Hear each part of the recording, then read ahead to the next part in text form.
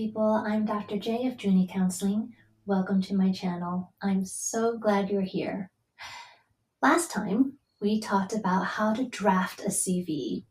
That was one of the high 5 tasks that we have been talking about here, the 5 tasks that you can address in order to prepare for the college application process.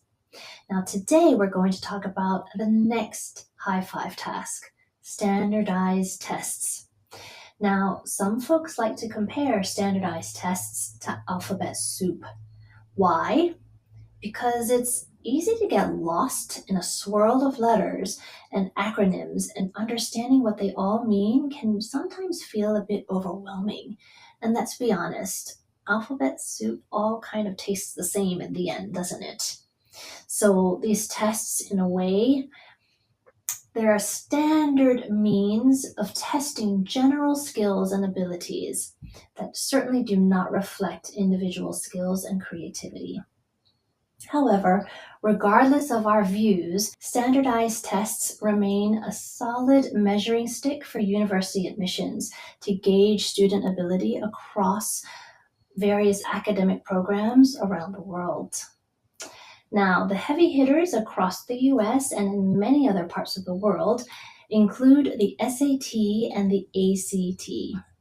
Now, both are tests that gauge college readiness and knowledge, but they're structured differently.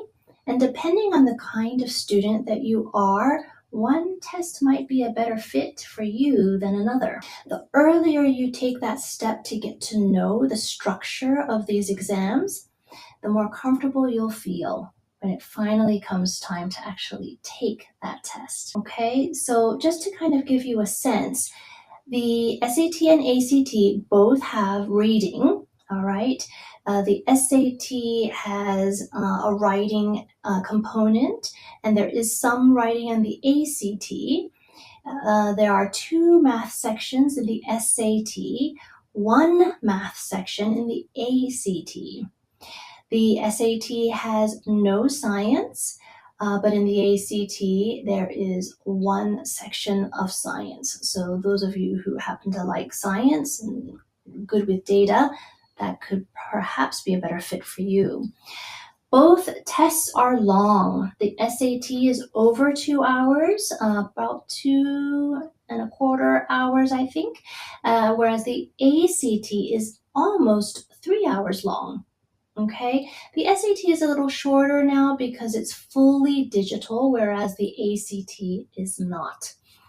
Now, the SAT score ranges from 400 to a perfect score of 1600, and the ACT runs from 1 to 36. So even the scoring looks a bit different. Finally, another difference between the 2 tests is that the SAT is adaptive. Because it's now digital, the questions that you will receive online will adapt to your skills as you progress. The ACT is not, it's pretty linear, so you don't have as much time to answer the questions, so it's quite fast-paced. Okay, I know students who have taken both. I know some students who knew that they were stronger math students, so they opted for the SAT. But perhaps if you're not as strong in mathematics, or perhaps you have more of an affinity towards the sciences, then maybe the ACT will be a better fit for you. We have found that the SAT tends to have more algebra, more linear equations and things like that, whereas the ACT has more geometry and trig. You'll only know which test is a better fit for you if you take a practice test. So I would highly encourage you to take the PSAT. Most schools offer the PSAT, but certainly there are lots of free tests that you can take online to gauge your own score and see which tests might be better suited for the kind of learner that you are. Okay, now when it comes to international tests, when we think about the UK, we've got lots of standardized tests and required exams as well. So there's the UCAT. That exam is for students who are intending to study medicine or dentistry. We also have the BMAT.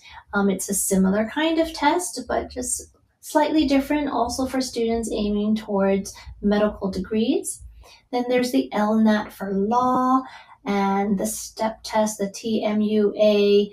These are all math-related tests. The MAT, of course, that's also a test as well. Oxford and Cambridge also have their own university-based admissions tests. Depending on the subject that you're applying for, there may be a subject-specific test that you have to sit for when you apply to the course. In this example, we have the ESAT test that is required by Imperial College London.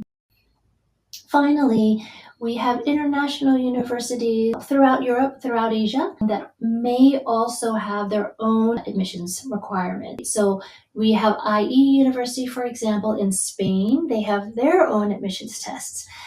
They say they will accept an SAT score. However, to ensure that you are college ready, if you do not have an SAT score, they will ask that you complete their own IE test.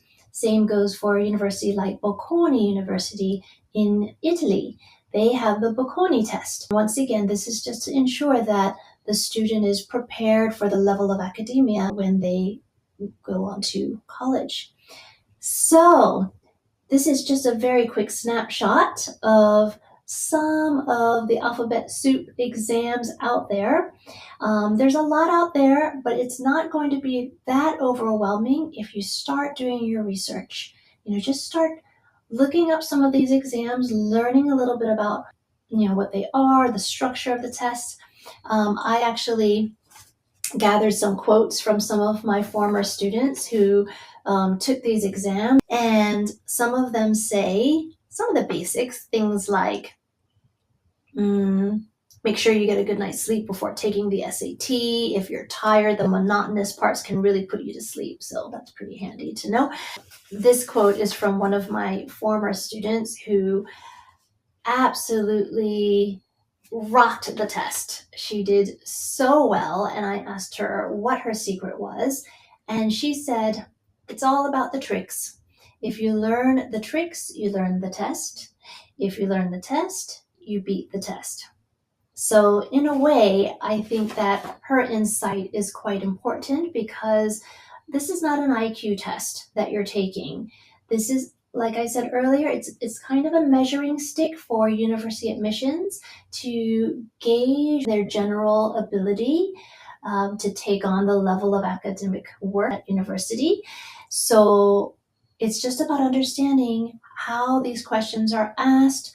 And the more you practice, the more familiar you become with the kind of questions that they ask, the more confident you will feel when it's time to actually sit the test. Okay, that is all for now. Hope to see you next time when we talk about the third high five task, which is all about building and then finalizing your university shortlist.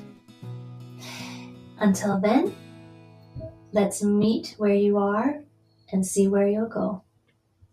Talk to you soon.